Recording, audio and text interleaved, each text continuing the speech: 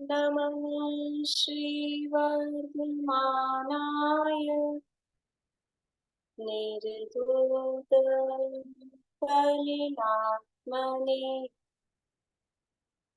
सालोकानां त्रिलोकानां यद्विद्यात्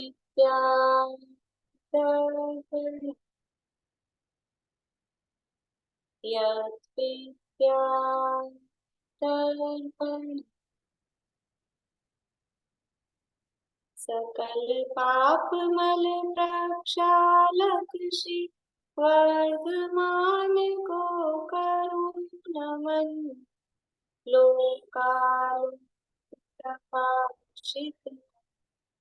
जिनकी विद्यालय जिनकी विद्या है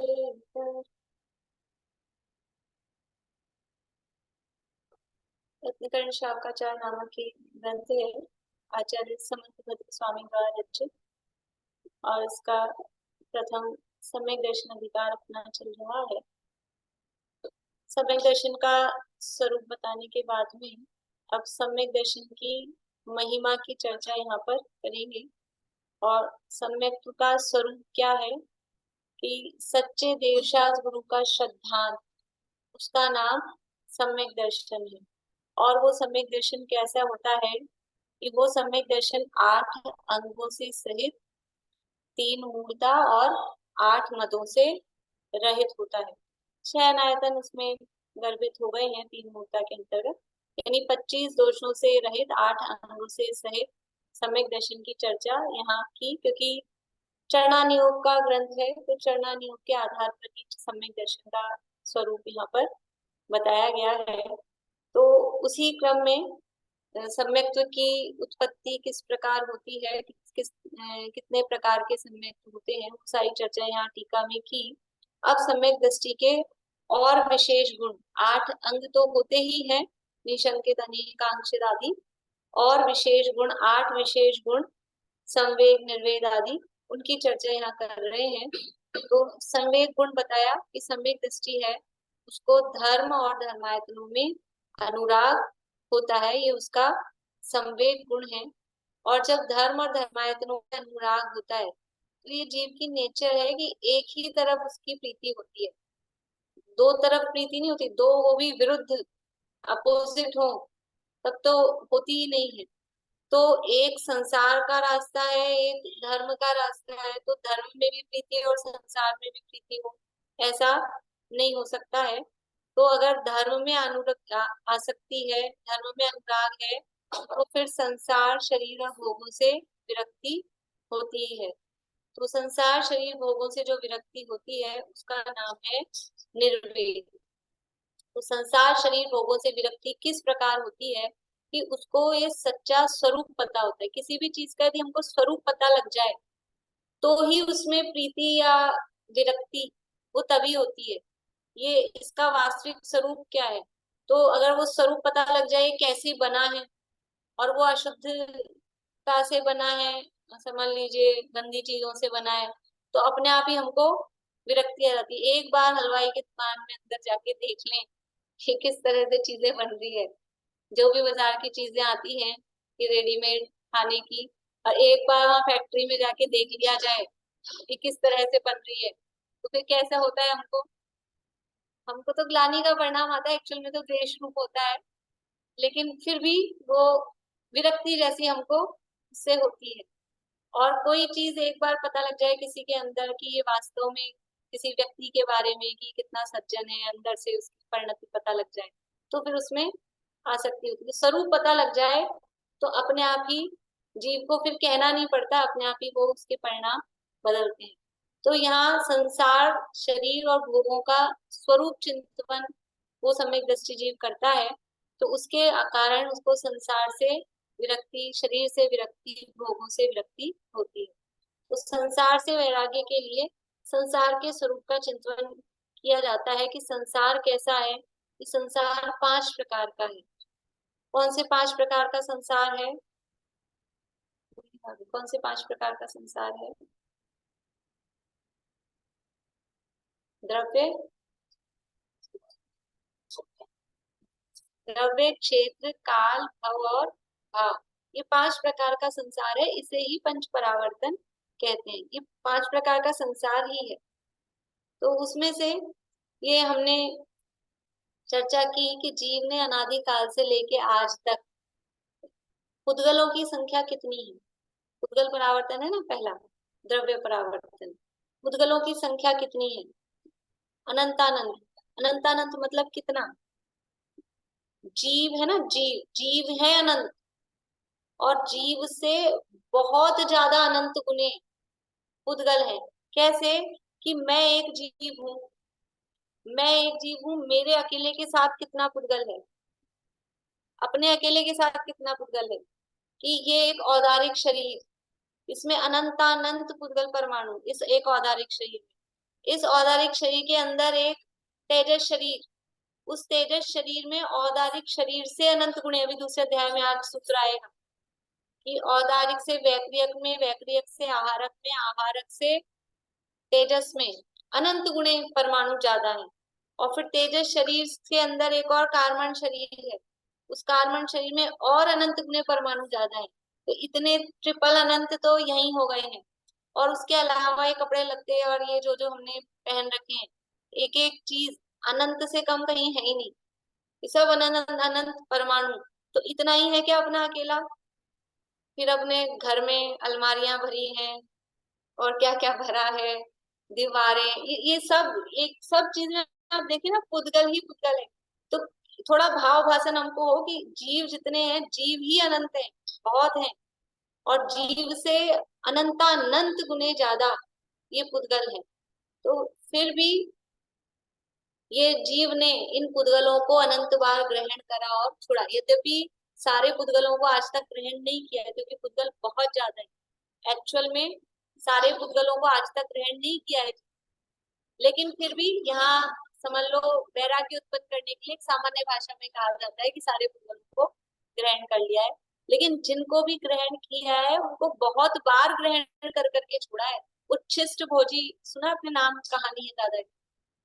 चक्रवर्ती बोलता है अपने आप को, मैं उच्छिष्ट भोजी हूँ, कि ये सारा भोग संपदा मेरे से पहले कितने चक्रवर्ती हो गए, उन सबने ये राज्य संपदा भोग भोग कर छोड़ी है। ऐसे ही हम जिन पुद्गलों को ग्रहण कर रहे हैं और छोड़ रहे हैं, उन पुद्गलों को पहले अनंत बार हमने ग्रहण करके छोड़ा है। और छोड़ी हुई चीज को दोबारा ग्रहण करना, छोड़ी हुई चीज क्या कहलाती है? वमन। और उसको दोबारा ग्रहण करना कौन करता है? उच्छिष्ट को कौन सा? अच्छे लोग, उत्तम पुरुष तो नहीं ग्रहण करते, तो पशु आदि हैं जो उच्छिष्ट को ग्रहण करते हैं। और हम उन उच्छिष्ट पुद्गलों को ग्रहण कर करके प्रसन्न होते हैं और ग्रहण करना चाहते हैं। तो ये पुद्गल परावर्तन का स्वरूप हमको उससे वैराग्य उत्पन्न कराता है, उसमें आसक्ति छुड़ाता है कि इन पुद्गलों में क्या मुग्ध होना है। फिर दूसरा, पुद्गल परावर्तन से अनंत गुना बड़ा दूसरा देखा था हमने, क्षेत्र परावर्तन। क्षेत्र परावर्तन के अंतर्गत यानी 3 लोक में, पूरे लोकाकाश में कोई भी ऐसा क्षेत्र नहीं बाकी बचा है जहां पर हमने जन्म नहीं लिया हो। और जहां देखो, जो अपना जन्म स्थान होता है उसको हम जितनी अच्छी तरह से जानते हैं, अभी आप लोग सब विदिशा के ही हैं प्रॉपर, तो हम कोई आप बाहर से आए और आपसे पूछे, या आप कहीं जाएं और आपसे कोई बोले कि भाई साहब आपने विदिशा घूमा है, तो आप क्या कहेंगे? अरे हमारा तो जन्म ही हुआ, हमसे क्या पूछ रहे हो विदिशा घूमने की बात, हम तो जिंदगी वहीं गुजर गई, अच्छी अच्छी गली गली को जानते हैं अच्छी तरह से विदिशा की। तो ऐसे ही जहां पर एक एक क्षेत्र पर हमारा जन्म हुआ है, इसका मतलब है हम लोग के एक एक क्षेत्र से वाकिफ हैं, एक एक क्षेत्र को हम अच्छे से पहचानते हैं, जहां हमारा जन्म हुआ है तो उस क्षेत्र से हम परिचित हैं। तो बाहरी पर क्षेत्र की जो महिमा है वो हमारी छूटती है। क्षेत्र परावर्तन 2 प्रकार का बताया था। कौन से 2 प्रकार का था क्षेत्र परावर्तन? स्व क्षेत्र परावर्तन और पर क्षेत्र परावर्तन। स्व क्षेत्र परावर्तन में क्या हुआ था?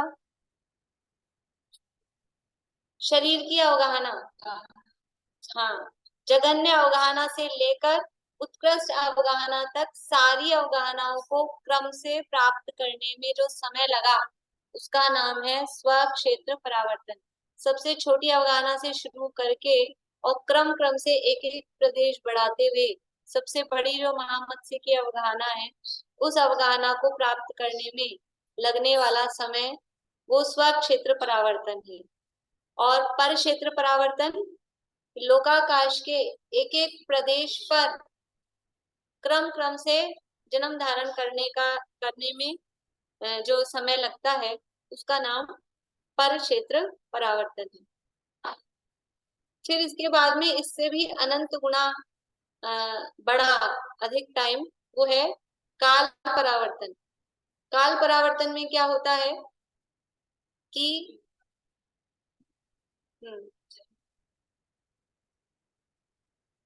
बढ़िया, यानी जो उत्सर्पणी और अवसर्पणी काल है तो उत्सर्पणी और अवसर्पणी काल के प्रत्येक समय पर हर समय पर क्रम से जन्म धारण करना और फिर क्रम से मरण करना और इस पूरे क्रम में जो समय लगता है उस समय लगने वाले समय को काल परावर्तन कहा जाता है।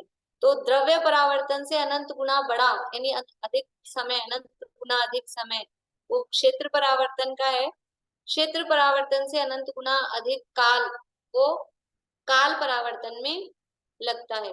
क्योंकि काल काल परावर्तन में ऐसे लगता है 20 कोड़ा कोड़ी के समय तो पूरे करने तो हो जाएंगे जल्दी से, लेकिन कल हमने देखा था उसकी दुर्लभता कि वो एक बार जो एक एक काल चक्र में अगर कंटिन्यूस भी टिक लगाएं तो एक काल चक्र में एक ही चांस मिलेगा, क्योंकि वो समय पे जन्म हो गया तो जस्ट उसके नेक्स्ट समय पे अगले समय जन्म हो ही नहीं सकता है, क्योंकि अगले समय मरेगा ही नहीं।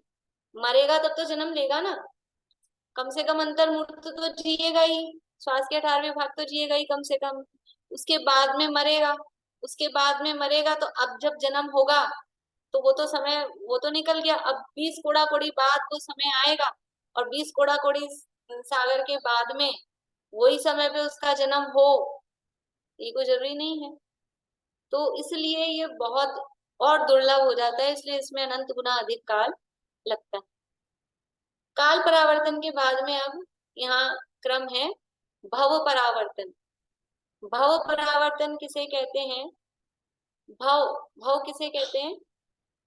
शरीर शरीर धारण करने को भव कहा जाता है। तो ये जीव 4 प्रकार के शरीर संसार में धारण करता है। 4 प्रकार के भव, जिसे हम 4 गतियां भी कहते हैं, नरक, तिर्यंच, मनुष्य और देव, ये 4 प्रकार के भव कहे जाते हैं। तो ये चारों प्रकार के भवों में, चारों प्रकार की गतियों में जघन्य आयु से लेकर और उत्कृष्ट आयु तक और एक एक समय बढ़ाते बढ़ाते हर आयु को प्राप्त करना क्रम से, उसमें जो समय लगता है वो कहलाता है भव परावर्तन। क्या कहा कि जो चारों प्रकार की गतियां हैं, चारों गतियां नरक, तिर्यंच, मनुष्य और देव, चारों गतियों में हर गति का अलग अलग यानी भाव परावर्तन 4 प्रकार का हो गया। नरक भाव परावर्तन, तिर्यंच भाव परावर्तन, मनुष्य भाव परावर्तन और देव भाव परावर्तन।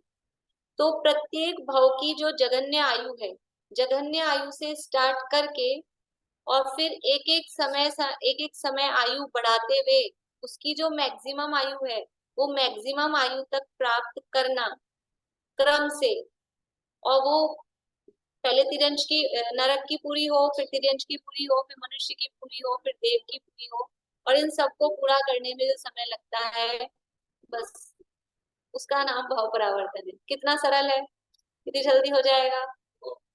कैसे होगा? कैसे होगा कि जघन्य आयु कितनी है, नरक भाव से शुरू करते हैं, इसका काउंटिंग जो है यानी कितना जो चालू करते हैं नरक से शुरू करते हैं। तो नरक की मिनिमम आयु 10,000 वर्ष, तो एक बार नरक में उत्पन्न हुआ 10,000 वर्ष की आयु लेके, फिर 10,000 वर्ष पूरे होंगे तब मरेगा। वहां तो बीच में तो मर ही नहीं सकता है, नरक में तो बिल्कुल ही नहीं मर सकता है। तो 10,000 वर्ष एक बार जन्म हो गया तो 10,000 वर्ष तक तो अभी दूसरा चांस है नहीं। अब वो मरा तो मरते ही दोबारा से नरक में आ जाएगा क्या? नारकी मर के कभी भी नारकी नहीं होता, यानी नरक से मरा तो दोबारा से नरक में चला जाएगा, ये तो पॉसिबल है नहीं। नहीं नहीं, अभी तो पहले पहले नरक की है मिनिमम, वहां से शुरू कर। टोटल सभी नरकों की मिनिमम में मिलाएंगे तो पहले नरक वाली आएगी मिनिमम 10,000 वर्ष। फिर वो बढ़ते बढ़ते, वो तो पटलों में भी अलग अलग चलेगा, पटल होते हैं उसमें अलग अलग। तो 10,000 वर्ष की जो मिनिमम आयु है वो पहले नरक के पहले पटल में ही होगी, दूसरे पटल में भी 10,000 वर्ष मिनिमम आयु नहीं, वो बढ़ जाएगी। तो अभी सामान्य मिनिमम हम देख रहे हैं, तो 10,000 वर्ष मिनिमम है। तो 10,000 वर्ष आयु पूरी करी, वो मरा, मर के कुछ मनुष्य तिरंज जो भी बना, वहां जितनी भी आयु, वो मान लीजिए अंतर्मुख की आयु में ही मर गया। उसके बाद में दोबारा फिर नरक आए, और दोबारा नरक आए तो फिर से 10,000 वर्ष की आयु उसको मिले। देखो, 10,000 वर्ष की आयु एक बार मिल गई, अब दोबारा जब वो नरक में आएगा तो कितनी आयु मिलनी चाहिए? 10,000 प्लस एक समय? नहीं, ये तो बहुत जल्दी 10,000 पूरे हो गए पहले, ऐसे नहीं होगा, इतनी जल्दी पूरा नहीं कराएंगे। तो 10,000 वर्ष की जो पहली आयु थी, उस 10,000 वर्ष में जितने समय हैं उतनी बार 10,000 वर्ष की आयु लेकर जन्म ले। 10,000 वर्ष की आयु केवल पहले नरक के पहले पटल में ही पाई जाएगी, नीचे के नरकों में, नीचे के पटलों में 10,000 वर्ष की आयु नहीं पाई जाएगी। तो एक बार 10,000 वर्ष की आयु लेकर पहले नरक के पहले पटल में जन्म हुआ, फिर वहां से निकल के मनुष्य तिरंज कुछ बना, फिर पॉसिबल नहीं है, जरूरी नहीं है कि दोबारा भी 10,000 वर्ष की आयु लेकर ही जन्म ले। मान लो एक समय भी अधिक हुआ उस आयु में, तो नहीं मानी जाएगी। पर अपन मान लेते हैं कि दोबारा भी 10,000 वर्ष की आयु लेकर ही वो जन्म लिया, उसको मिल गया चांस, तो दोबारा लिया, फिर मर के कुछ बना, फिर दोबारा भी दे दिया अपन ने चांस उसको, 10,000 वर्ष की आयु उसको मिल गई, वहीं उसको जन्म हो गया। तो ऐसा लगातार नरक से निकला, कोई मनुष्य तिरंज बना, फिर नरक में आ गया, तो ऐसा लगातार कितनी बार हो सकता है? 10,000 वर्ष बार हो जाएगा ऐसा लगातार? नहीं, ऐसा केवल 8 बार ही हो सकता है। पहले नरक से निकलकर कंटिन्यूस एक भाव बीच में लिया, फिर नरक आया पहले, फिर दूसरा भाव कोई बीच में लिया, फिर नरक आ गया पहले नरक में। तो पहले नरक में ऐसे लगातार 8 बार से ज्यादा नहीं आ सकता। अब 9वीं बार तो उसको कहीं और ही जाना पड़ेगा, किसी और नरक में जाना पड़ेगा या किसी और भाव में जाना पड़ेगा। तो एक बार में तो 8 ही चांस मिले, और हमको कितने चांस उसको कराने हैं? 10,000 वर्ष में जितने समय होते हैं, 10,000 नहीं, 10,000 वर्ष में जितने समय होते हैं, कितने समय होते हैं 10,000 वर्ष में?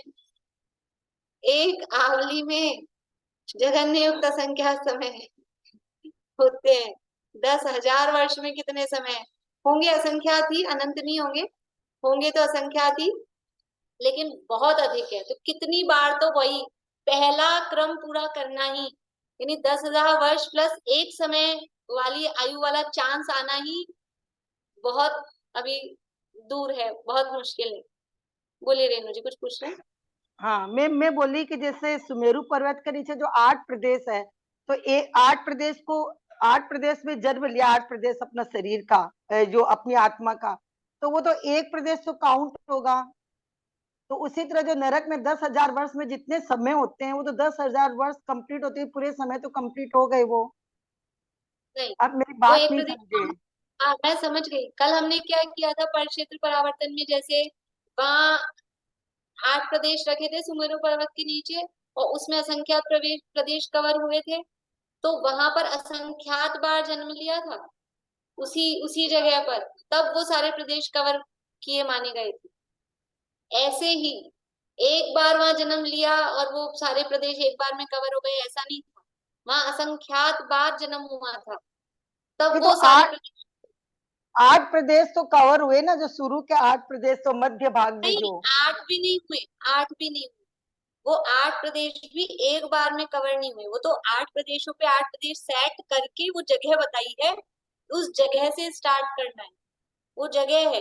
लेकिन वो जो पूरा एरिया कवर हुआ है असंख्यात प्रदेश का, उसी एरिया पर असंख्यात बार जन्म ले, तब वो सारे असंख्यात प्रदेश कवर हुए माने जाएंगे। ऐसे ही यहाँ पर 10,000 वर्ष की आयु एक बार प्राप्त करी, तो वो तो एक ही बार हुई ना। यहाँ 10,000 वर्ष उसने बिता दिए, उसने समय वो नहीं देख रहे। 10,000 वर्ष की आयु एक बार, 10,000 वर्ष की आयु दूसरी बार, 10,000 वर्ष की आयु तीसरी बार, ऐसे 10,000 वर्ष में जितने असंख्यात समय हैं, उतनी बार 10,000 वर्ष की आयु प्राप्त करे, तब वो उसके समय वो कवर होंगे। समय समय से कैलकुलेशन होता है, मतलब कैलकुलेट होता समय है। समय से कल क्योंकि नाम तो है इसका भाव परावर्तन, लेकिन इसमें स्थिति देखी जा रही है। जो उस आयु, उस भाव में जो आयु स्थिति है, वो स्थिति पूरी करनी है। तो वो स्थिति कैसे पूरी होगी? समय से मतलब ना होगी गणना। हाँ हाँ, स्थिति का मतलब ही समय है ना। नरक की स्थिति को पूरा करना है, स्थिति का मतलब काल। तो हम लोग बोलते हैं 10,000 वर्ष, सत्य 33 सागर, ये सब जो बोलते हैं हम लोग इस तरह। वो वो आयु है, वो अलग है। यहाँ परावर्तन की चर्चा चल रही है, वो तो उतनी ही है। वो आयु 33 सागर है, 10,000 वर्ष है, तो वो तो उतनी आयु है। यहाँ परावर्तन को कैसे काउंट करना है उसकी चर्चा चल रही है। ठीक है, यहाँ परावर्तन में किस तरह से समय काउंट होना है, वो बात चल रही है। तो 10,000 वर्ष की आयु एक बार प्राप्त करी, और फिर अगली बार 10,000 वर्ष प्लस एक समय की प्राप्त कर ली, ऐसा नहीं। तो उसको 10,000 वर्ष की आयु में जितने समय थे उतनी बार, तब वो एक समय से शुरू होगा ना। एक समय की तो किसी की आयु होती नहीं है। और नरक में मिनिमम आयु असंख्यात समयों की, यानी अंतर्मूर्त की भी नहीं होती है। नरक में तो मिनिमम आयु 10,000 वर्ष की होती है। और यहाँ एक्चुअल में शुरू करना चाहिए था एक समय से। एक समय की आयु, फिर दो समय की आयु, फिर तीन समय की आयु, लेकिन वो तो किसी की होती नहीं है। तो जितनी मिनिमम होती है वहां से शुरू किया, और उसमें फिर जितने समय होते हैं उतनी बार वही आयु प्राप्त करे, तब वो एक बार वो 10,000 वर्ष की आयु हुई। फिर 10,000 वर्ष प्लस एक समय, फिर 10,000 वर्ष प्लस दो समय की आयु। और चांस वैसे ही मिलेगा, नरक से सीधा नरक में जाएगा नहीं। नरक से निकल के कहीं मनुष्य तिरंच में गया, फिर कोई जरूरी नहीं है उसके बाद दोबारा जस्ट नरक में आ जाए, फिर कहीं और जाएगा। फिर नरक में जब कभी भी आए तो वही पर्टिकुलर, मान लीजिए उसको चाहिए 10,000 वर्ष प्लस 50 समय, तो अब वो बिल्कुल 50 समय वाली आयु, उसमें 51 नहीं होना चाहिए, 49 नहीं होना चाहिए, 48 नहीं होना चाहिए। तो वो मिलना बहुत बहुत रेयर रेयर होता जाता है। तो ऐसा करते करते 10,000 वर्ष प्लस एक समय, दो समय, तीन समय, चार समय करके 10,000 वर्ष प्लस एक मिनट की आयु कब होगी? असंख्यात समय प्लस होंगे तब 10,000 वर्ष प्लस एक मिनट। फिर असंख्यात समय प्लस होंगे तब 10,000 वर्ष प्लस 2 मिनट। ऐसे करके 2 मिनट, 4 मिनट, 10 मिनट, 1 घंटा, अपन बढ़ाए ना थोड़ा, अपने को ख्याल में आए कि कितनी धीरे धीरे बढ़ेगी। फिर 1 घंटा, 1 मिनट, 1 घंटा, 2 मिनट, ऐसे आयु।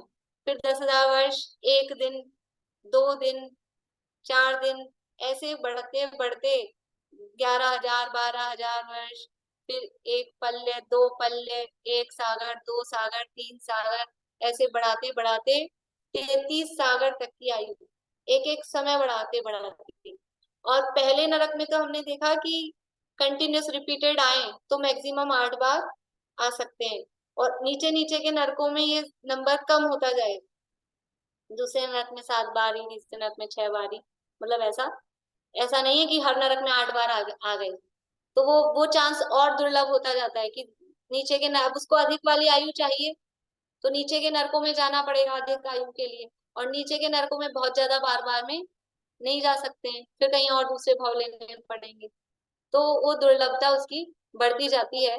तो ऐसे ये एक नरक की मिनिमम आयु से मैक्सिमम आयु तक पूरी प्राप्त करे क्रम से, उसमें जितना काल लगता है, तो वो एक नरक भव परावर्तन पूरा होता है। कितना टाइम लगेगा? काल परावर्तन से अनंत गुना समय है, काल परावर्तन से। और अभी तो एक नरक भाव परावर्तन पूरा हुआ है। इसके बाद में शुरू होता है तिर्यंच भाव परावर्तन। तो तिर्यंच की मिनिमम आयु से मैक्सिमम आयु तक, मिनिमम आयु कितनी है तिर्यंच की? श्वास के 18वें भाग।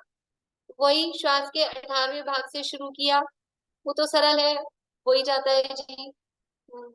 विराधना करता है तो उसी स्थिति में जाना पड़ता है। फिर उस श्वास के 18वें भाग में कितने समय होते हैं? असंख्यात समय अंतर्मुहूर्त का काल है, श्वास के 18वें भाग काल भी अंतर्मुहूर्त है। तो उतनी असंख्यात समय जितने उसमें है, उतनी बार वही आयु को लेकर, वही अपर्याप्त दशा वाली, वो आयु कोई सी भी हो सकती, कोई जरूरी नहीं निगोदिया की हो। श्वास के 18वें भाग में वो 2 इंद्रिय अपर्याप्त भी हो सकता है, पंचेंद्रिय अपर्याप्त भी हो सकता है, जो भी हो, आयु से मतलब है उतना टाइम वाली आयु उसकी होनी चाहिए। तो वो असंख्यात बार अपर्याप्त वाली आयु, फिर उसमें 1 समय बढ़ाए, 2 समय बढ़ाए, 3 समय बढ़ाए, ऐसे क्रम से करते करते तिर्यंचों की उत्कृष्ट आयु कितनी होती है? तिर्यंचों की उत्कृष्ट आयु नहीं, तिर्यंचों की उत्कृष्ट आयु बोलिए शिमला। 3 पल्ले। 3 पल्ले, बहुत बढ़िया। 3 पल्ले तो भूमि में भी होती है तिर्यंच, तो भोग भूमि में उत्कृष्ट आयु होती है 3 पल्ले। एक एक समय बढ़ाते बढ़ाते 3 पल्ले पे पहुंचना है। एक पल्ले कितना बड़ा होता है? वो 1 योजन लंबा चौड़ा गहरा खड्डा करना है, उसमें बाल भरने हैं, 100 साल में एक बाल निकालना है, तब तो व्यवहार पल्ले होता है। फिर असंख्यात व्यवहार पल्लों का उद्धार पल्ले होता है, और असंख्यात उद्धार पल्लों का अद्धा पल्ले होता है। ऐसे 3 पल्ले वाली आयु, इतनी आयु एक एक समय बढ़ाते बढ़ाते, इसमें भी वही है कि जो ये जघन्य आयु है वो तो इजीली मिल जाती है, तिर्यंच से तिर्यंच और ये अपर्याप्त के भाव होते रहते हैं। लेकिन जो बाद में बड़ी बड़ी आयु है, वो बड़ी आयु, वो 1 कोटि पूर्व से ऊपर की आयु तो भोग भूमि में ही होती है। कर्म भूमि की उत्कृष्ट आयु 1 कोटि पूर्व ही है। तो 1 कोटि पूर्व प्लस 1 समय की आयु भी चाहिए, तो भोग भूमि में जाना पड़ेगा। और भोग भूमि में जाना इतना आसान नहीं है। और भोग भूमि में एक बार गया और दोबारा आयु चाहिए 1 पल्ले और 2 समय की, और वो तिर्यंच की चाहिए। तो 1 पल्ले और 2 समय की दूसरी आयु भोग भूमि में भी मिलेगी। तो भोग भूमि से दोबारा भोग भूमि में आ सकता है क्या? नहीं आ सकता है। भोग भूमि से जाएगा देवगति में। अब देवगति में फिर वही हजारों वर्षों की पल्लियों की सागरों की जो भी आयु होगी, पहले से स्वर्ग में जाएगा। फिर वहां से आएगा तो स्वर्ग से आके भोग भूमि में आ सकता है क्या? देवगति से आके भोग भूमि में जन्म नहीं होता है, कर्म भूमि में ही जन्म होता है। तो अभी कर्म भूमि में जन्म लिया, अब इस कर्म भूमि में फिर अब उसको चांस है तो वो पर्टिकुलर 2 समय वाली, 1 पल्ले और 2 समय वाली आयु उसको मिले, फिर वो वहां जन्म ले। और नहीं मिली तो फिर चांस गया। तो ऐसा ये क्रम पूरा करना, हमको बोलने में तो कुछ देर नहीं लगती है, लगता है हाँ हो गया, लेकिन कितना काल उसमें व्यतीत होता है। तो ये तिर्यंच भाव परावर्तन इस तरह से पूरा करें। फिर इसी तरह से ये पूरा होने के बाद में काउंटिंग चालू होती है मनुष्य भाव परावर्तन की। मनुष्यों की जगन्य आयु, मनुष्यों की जगन्य आयु 100 वर्ष। मनुष्यों की जगन्य आयु बोलिए अनीता जी। उत्कृष्ट 3 पल्ले है और जगन्य अंतर्मुहूर्त। अंतर्मुहूर्त, मनुष्यों की जगन्य आयु भी अंतर्मुहूर्त। कौन सा अंतर्मुहूर्त? जगन्य नहीं, अंतर्मुहूर्त मतलब जैसे अभी तिरंचों में हमने कही थी ना एक बात, वैसा मनुष्य में। निशा आंटी बोलिए। वो आ, अंगुल वाला जो उदाहरण देते हैं ना, वो वाला नहीं। नहीं, श्वास के 18वें भाग, मनुष्य भी अपर्याप्त होते हैं ना, तो वहां से जगन्य आयु श्वास के 18वें भाग है, यद्यपि वो भी अंतर्मुहूर्त, लेकिन वो मिनिमम सबसे छोटी आयु वही है, श्वास के 18वें भाग। तो मनुष्यों की वो श्वास के 18वें भाग वाली आयु से अपर्याप्त का भाव, और फिर वही उसमें जितने समय है उतनी बार वो अपर्याप्त मनुष्य का भाव धारण करे। फिर उस श्वास के 18वें भाग प्लस 1 समय वाली आयु और मनुष्य भाव प्राप्त करना, तिर्यंचों के भाव मिलना सरल है, तिर्यंच बनना सरल है, मनुष्य बनना बहुत दुर्लभ है। गुरुदेव श्री के प्रवचनों में आता है कि इसमें समय ज्ञान चंद्रिका की पीठिका में भी टोडामर्जित आपने दिया मनुष्य भाव की दुर्लभता। द्रव्य से दुर्लभ है, क्षेत्र से दुर्लभ है, काल से दुर्लभ है, भाव से दुर्लभ। मनुष्य भाव, मनुष्यों की संख्या कितनी है? चारों गतियों में सबसे कम 29 अंक प्रमाण पर्याप्त मनुष्यों की है। अपर्याप्त मनुष्य असंख्यात होते हैं, लेकिन वो भी कम है सबसे। असंख्यात होते हैं, अपर्याप्त जो श्वास के 18वें भाग आयु वाले होते हैं। और 29 अंक प्रमाण यदि देखें हम पर्याप्त मनुष्यों की अपेक्षा, तो ये द्रव्य से मनुष्य पर्याय की दुर्लभता सबसे कम संख्या मनुष्यों की है। क्षेत्र से मनुष्यों का क्षेत्र कितना है? 2.5 द्वीप, मनुष्य केवल 2.5 द्वीप में पाए जाएंगे। और तिर्यंश, तिर्यंश पूरे तीनों लोकों में है। एक इंद्रिय जीव पूरे त्रस नाली में, त्रस नाली के बाहर सब जगह तिर्यंशों का ही साम्राज्य है। नारकी, नारकी कितने एरिया में पाए जाते हैं? अधोलोक कितना बड़ा है? पूरा 6 राजू का एरिया, एक राजू का नीचे छोड़ दें, 6 राजू के एरिया में नारकी पाए जाते हैं। और देव, देव कहाँ कहाँ पाए जाते हैं? देव ऊर्ध्वलोक में, मध्यलोक में, अधोलोक में, कहाँ पाए जाते हैं? और देव भी तीनों लोकों में पाए जाते हैं। अधोलोक में है कि नहीं देवों के स्थान, भवनवासी और यंत्रों के? और जा भी सकते हैं, संबोधन करने वगैरह जाते हैं। तो देवों का एरिया भी खूब बड़ा है, तिरंचों का पूरा लोक ही है, नारकियों का भी खूब बड़ा है, मनुष्यों का 45 लाख योजन, 2.5 इस क्षेत्र से दुर्लभता है। काल से दुर्लभता, काल से मतलब उनकी आयु, मनुष्यों की आयु, देवों की नारकियों की आयु सागरों में, और मनुष्यों की आयु वर्षों में। पल्ले भूमि में देखें तो पल्लों में, वो आयु भी बहुत कम है, काल भी कम। और सबसे अधिक दुर्लभ क्या है? भाव। मनुष्यों, मनुष्य आयु बांधने के योग्य भाव, वो बहुत दुर्लभ है। ये ये गुरुदेव जी के प्रवचनों में आता है कि ये जीव इतना पुण्य भी नहीं करता कि स्वर्ग जाए, लेकिन फिर भी पुण्य करता है। या फिर कोई जीव पाप करते हैं तो खूब ही पाप करते हैं, नरक जाए। और जो ज्यादा ना पुण्य करते हैं ना पाप करते हैं, लेकिन विषय विषयों में, विषय भोगों में लीन रहते हैं, तो बोलते हैं ढोर धसे। और तुम धर्म ध्यान करते हो कि फिर से मनुष्य बनो, और ना कोई ज्यादा पुण्य करते हो। तो मनुष्य के आयु के आश्रम के कारण जो तत्वार सूत्र में कहे हैं, अल्पारम परिग्रहत्वम ना मानुषस्य आयुष्य, अल्प आरंभ और अल्प परिग्रह का भाव वो होना दुर्लभ है।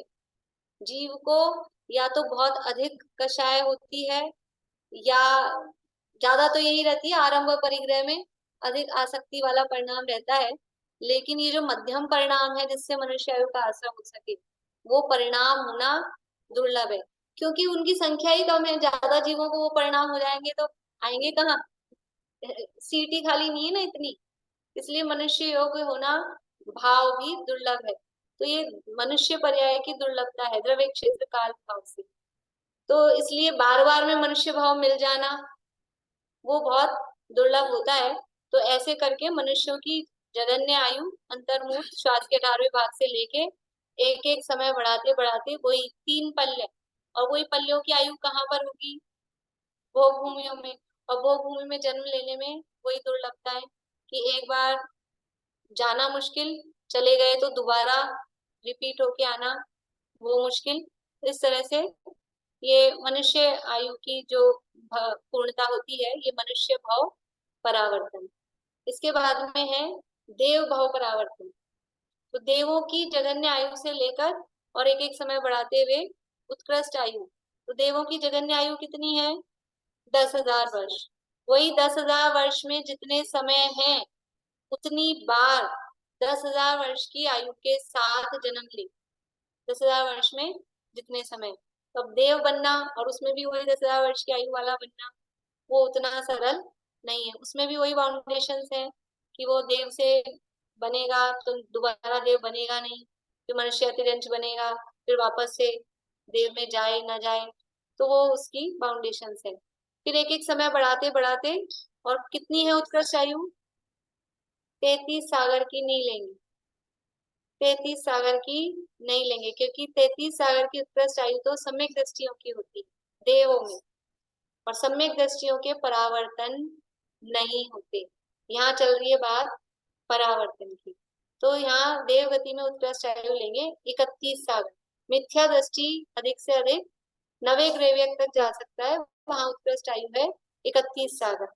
तो 10,000 वर्ष की जगन्य आयु से प्रारंभ करते हुए 10,000 वर्ष में जितने समय है उतनी बार 10,000 वर्ष की आयु धारण करके जन्म ले, फिर उसमें एक एक समय बढ़ाता हुआ क्रम से 31 सागर तक की आयु के भाव पूरे करे, तब वो एक देव भाव परावर्तन पूरा होता है। उसमें भी ऊपर ऊपर के स्वर्गों में जाना वो मुश्किल होता है, ऊपर ऊपर की आयु। और जो 16वें स्वर्ग से ऊपर है वहां कौन जा सकते हैं? वहां, हाँ, वहां गृहस्थ नहीं जा सकते, 16वें स्वर्ग से ऊपर। और ये जो परावर्तन की चर्चा चल रही है, सब मिथ्या दृष्टि की चर्चा चल रही है। तो मिथ्या दृष्टि को इतना ऊपर ऊपर जाना, इतने शुभ भाव होना, और फिर 16वें स्वर्ग से ऊपर, यानी 16वें स्वर्ग की आयु है 22 सागर की। तो 22 सागर प्लस 1 समय, 22 सागर प्लस 2 समय, ये वाली जो आयु प्राप्त होगी वो द्रव्यलिंगी मुनि होगा, तभी आयु प्राप्त होगी। तो कितनी बार, इसलिए जो मुनिव्रत धार अनंत बार ग्रीवक जाए, ये जो ये पंक्ति पढ़ी है ना हमने, इसका भाव भाषण इसमें होता है कि अनंत बार कैसे बना, क्योंकि ये देव भाव परावर्तन अनंत बार पूरा किया है। और देव भाव परावर्तन अनंत बार पूरा किया है, तो ये ग्रेवक की आयु प्राप्त की, उसमें एक बार पूरा करने में कितनी बार ग्रेवक गया होगा, एक एक समय आयु बढ़ा के 22 सागर से लेके 31 सागर तक की आयु। 22 सागर प्लस 1 समय, 2 समय, 3 समय, एक एक समय बढ़ाओ आप, फिर 1 मिनट कितनी देर बाद बढ़ेगा, फिर 2 मिनट, तो कितनी बार वो ग्रेवक में गया जी। इसलिए कहते हैं कि इतनी बार, इतने पीछे कमंडल इकट्ठे किए हैं कि सुमेरु पर्वत के जितने ढेर हो जाए। इसलिए कुछ नया नहीं है कि ये हमने मुनि पद भी इतनी बार धारण कर लिया, मुनि व्रत धारण किया, मुनि धर्म अंगीकार नहीं किया। बाहरी मुनि व्रत तो धारण किया, लेकिन अंदर में वो मुनिपना वो प्रकट नहीं हुआ, इसलिए वो व्यर्थ ही रहा। इस तरह से ये मिथ्या दृष्टि जीव का ये भाव परावर्तन, चारों प्रकार के भावों की जघन्य आयु से लेके उत्कृष्ट आयु तक को क्रम से पूरा करने में जो समय लगता है, उस समय का नाम भाव परावर्तन है। हम तो सुनने में ही थक गए ऐसा लग रहा है, और अनादिकाल से यही चल रहा है, करने में नहीं थके, यही कार्यक्रम चल रहा है अनादिकाल से। इसलिए इस भाव में ये यहाँ लिखा है, शायद प्रतिज्ञा लिखी ना, प्रतिज्ञा इधर लिखी लेडीज की साइड में, कि इस भाव में मुझे अपने आत्मा का कल्याण करना ही है। ये अब गतियों में ना ही रुलेंगे, ये प्रण है हमारा, न जन्म में दोबारा। ये संकल्प होना ही चाहिए, लेकिन खाली शब्दों में नहीं। उसके लिए कर क्या रहे हम? खाली आए बैठे सुने और इस कान से सुने और निकाल गया, ऐसा नहीं। अंदर ये वास्तव में ये संवेद भावना, निर्वेद भावना चल रही है अंदर से। हमको इस संसार की भयानकता, जब तक भयानकता नहीं लगेगी तब तक छोड़ने के लिए उद्यमशील नहीं होगा। जब कोरोना की भयानकता लग रही थी ना, तब कितने अलर्ट थे, 10 बार कितनी, अब सब शिथिल हो गए हैं। अब तो हो जाने दो कोरोना भी।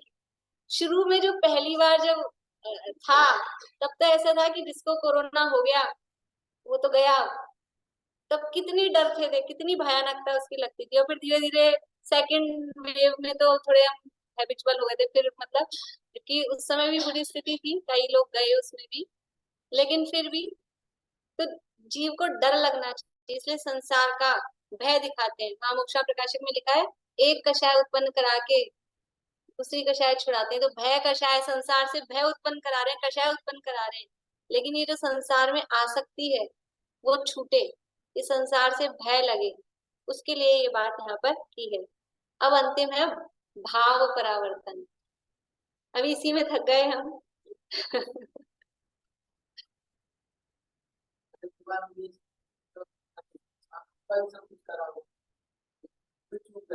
शास्त्रों को पढ़ा, बस शास्त्रों को पढ़ा। कल मैं वो पढ़ रही थी बड़े पंडित साहब के दृष्टांत, और इस तरह ना दृष्टांत,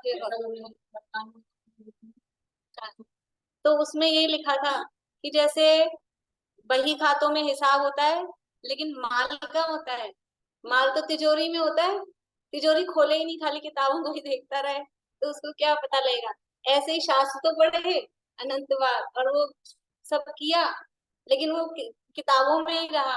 वो अंदर की आत्मा की अनंत गुण की तिजोरी उसको खोल के देखा ही नहीं, तो वो सब किताबी रहा, इसलिए वो शास्त्र पढ़े, सब किया, लेकिन अंदर आत्मा को नहीं लखा। शास्त्रों को तो लखा, पोथी पढ़ पढ़ जग मुआ, पंडित भयानक हो, ढाई आखर आत्म का, पढ़े सब पंडित हो। इसलिए शास्त्र में ज्ञान नहीं है, शास्त्र से ज्ञान नहीं है, ज्ञान तो आत्मा में ही है, आत्मा से ही होगा। समय साल में कहता है, शास्त्र ज्ञान नहीं है क्योंकि शास्त्र कुछ जाने नहीं, बस इसलिए ही शास्त्र अन्य ज्ञान अन्य श्रवण करना। तो ये तो शास्त्र तो निमित्त मात्र है, उसके माध्यम से ज्ञान तो जीव को ही करना पड़ेगा, वो नहीं किया, ऐसे ही रहा। देखिए बहुत शॉर्ट में भाव परावर्तन की चर्चा करेंगे, क्योंकि उसका विस्तार तो कुछ अलग ही टाइप का है। भाव परावर्तन में क्या है कि जो जो जितने कर्म हैं भाव परावर्तन में, कि 8 प्रकार के कर्म हैं और 8 प्रकार के कर्मों की सबकी अपनी अपनी स्थितियां हैं, जघन्य स्थिति से लेकर उत्कृष्ट स्थिति तक सबकी स्थितियां अलग अलग हैं। थोड़ा आइडिया आप लोगों को, जैसे कि ज्ञानावरण कर्म है, दर्शनावरण कर्म है, तो आपने सुना होगा अधिक से अधिक कितनी स्थिति वाला कर्म बनता है, मोहनीय कर्म। 70 कोड़ा कोड़ी सुना है ना शब्द, 70 कोड़ा कोड़ी, तो वो है उसकी उत्कृष्ट स्थिति। कम से कम बंधे जघन्य स्थिति होती है उसकी अंतर्मुख। लेकिन अभी यहाँ परावर्तनों की चर्चा चल रही है, और अंतर्मुख की स्थितियां तो सम्यक दृष्टि जीवों को श्रेणी के काल में बनती है। तो मिथ्या दृष्टि जीव को कम से कम स्थिति बंधेगी तो अंतः कोड़ा कोड़ी सागर, अंतः कोड़ा कोड़ी सागर कितना होता है? अंतः कोड़ा कोड़ी सागर, अंतः कोड़ा कोड़ी सागर कितना होता है सुमन जी? 1 करोड़ इंटू 1 करोड़ में एक समय कम, नहीं कुछ गड़बड़ है। विनीता आंटी बोलिए। 1 करोड़ वर्ष से लेकर 1 कोड़ा कोड़ी वर्ष के बीच के समय को अंतर कोड़ा कोड़ी कहते हैं। हाँ, 1 करोड़ सागर से अधिक और 1 कोड़ा कोड़ी सागर से कम, यानी एक रेंज है। 1 करोड़ सागर और 1 कोड़ा कोड़ी सागर, इसके बीच की जो स्थिति है उसको बोलते हैं अंतः कोड़ा कोड़ी सागर।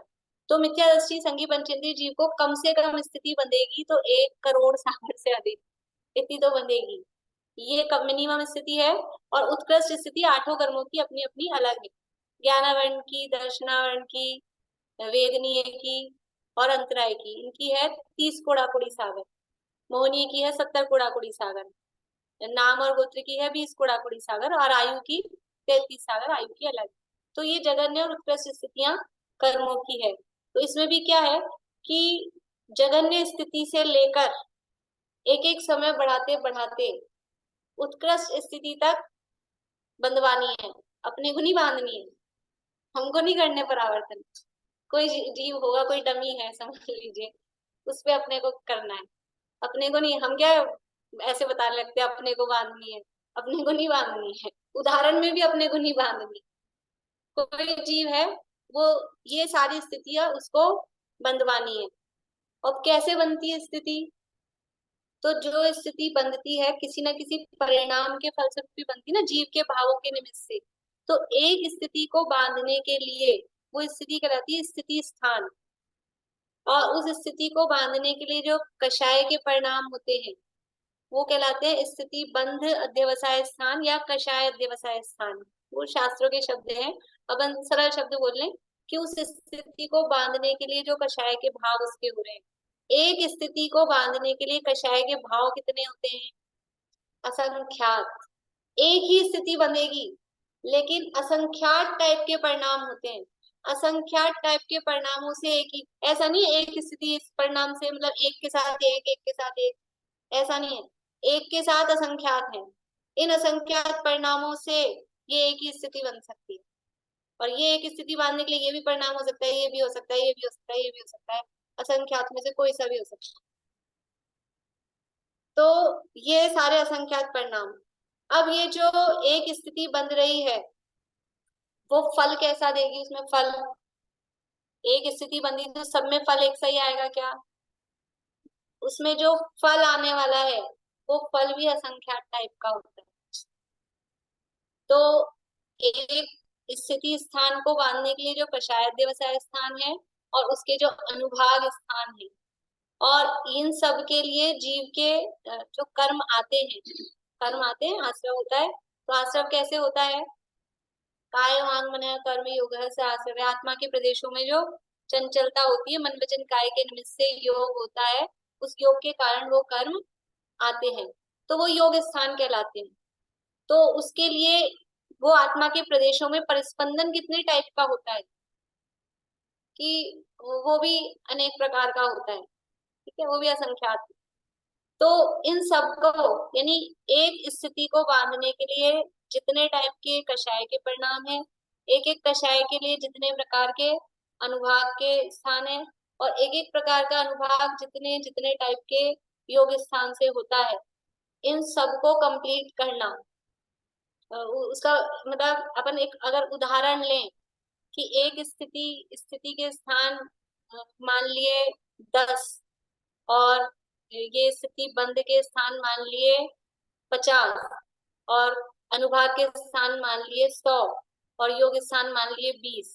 तो एक के साथ ये कैसे करना है कि ये वाला एक चल रहा है ना, इसके साथ पहले ये 50 बने, तो ये 50 लंबा लिखे, और इस 50 में ये पहला है, इस पहले के साथ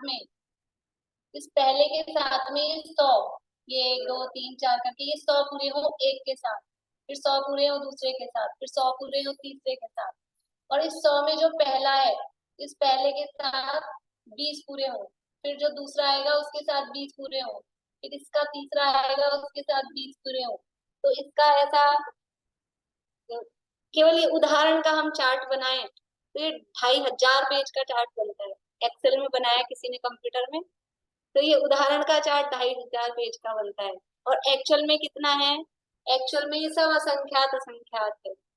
एक एक स्थिति के लिए इतने इतने टाइप के परिणाम होते हैं। इन सब परिणामों को प्राप्त करने में और उसको पूरा करने में, सारी स्थितियों को जघन्य स्थिति से लगाकर उत्कृष्ट स्थिति तक के जितने कषाय के परिणाम है, जितने अनुवाद के परिणाम है, जितने योग स्थान है, उन सबको पूरा करने में जो टाइम लगता है, वो लगने वाला समय, वो एक भाव परावर्तन कहलाता है।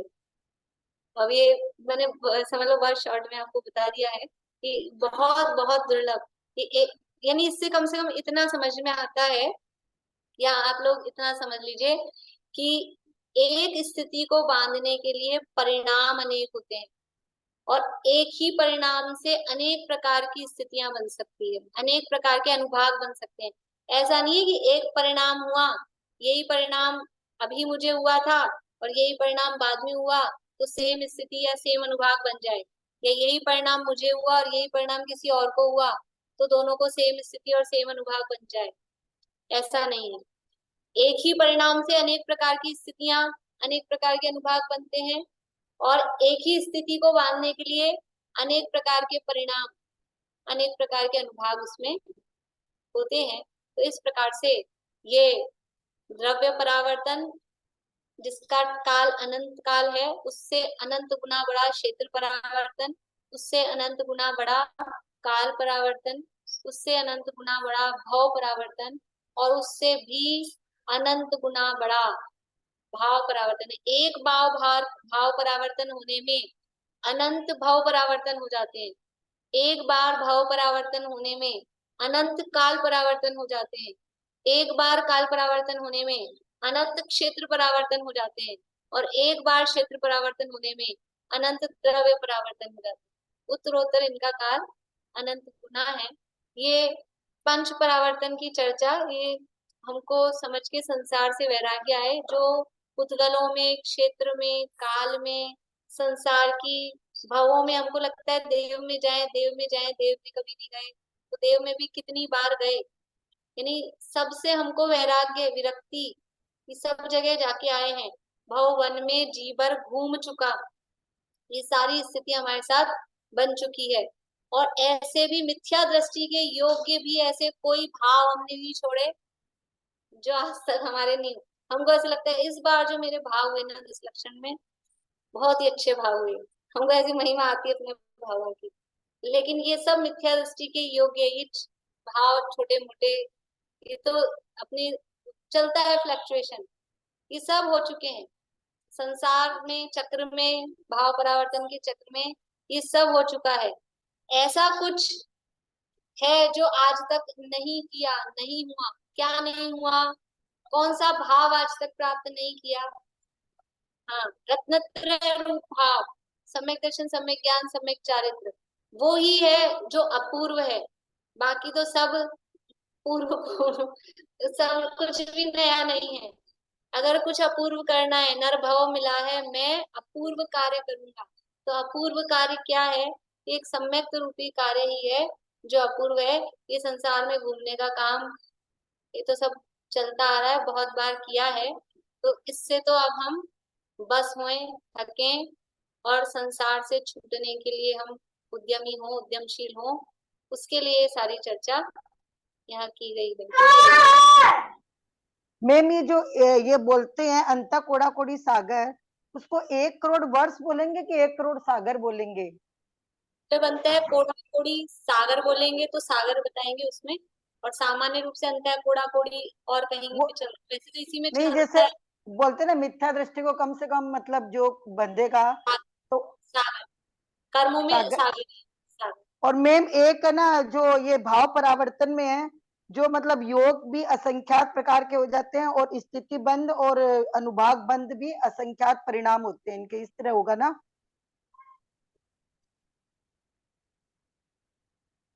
चलिए, इस तरह से अनीता जी आपको कुछ पूछना है? इसी डेफिनेशन का भी अंता कोड़ा कोड़ी की 1 करोड़ को 1 एक करोड़ कोटि से गुना सागर करने से पर, अधिक, 1 करोड़ सागर से अधिक और 1 कोड़ा कोड़ी सागर के अंदर। सागर से, और जो पहले लिखवाई थी 1 करोड़ को 1 कोटि से गुना करने पर जो संख्या आती है वो एक कोड़ा कोड़ी, वो तो एक कोड़ा कोड़ी, वो, अच्छा वो कोड़ा कोड़ी की होगी, कोड़ा कोड़ी सागर की होगी? ये अंत है कोड़ा कोड़ी सागर की। जो अभी लिखवाई वो अंता कोड़ा कोड़ी सागर की है, और पहले वाली अंत है कोड़ा कोड़ी सागर की है 1 करोड़ सागर से अधिक और 1 कोड़ा कोड़ी सागर के अंदर, ये कहलाता है अंत है कोड़ा कोड़ी सागर। और 1 करोड़ को 1 करोड़ से गुना करते हैं तो वो कोड़ा कोड़ी कहलाता है, वो एक अलग से बताया। उसमें अंता नहीं आएगा उसमें। ठीक, चलिए जिनवाणी से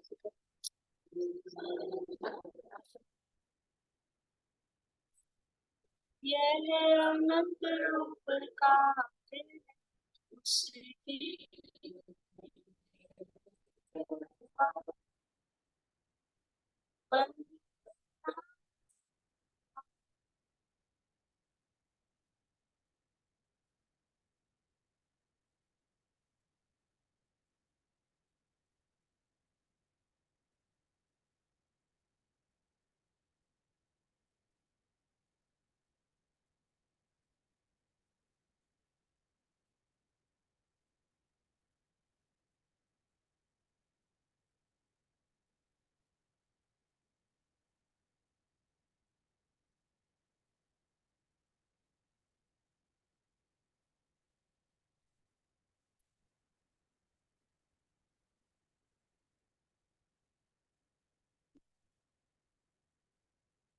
में जिनवाणी।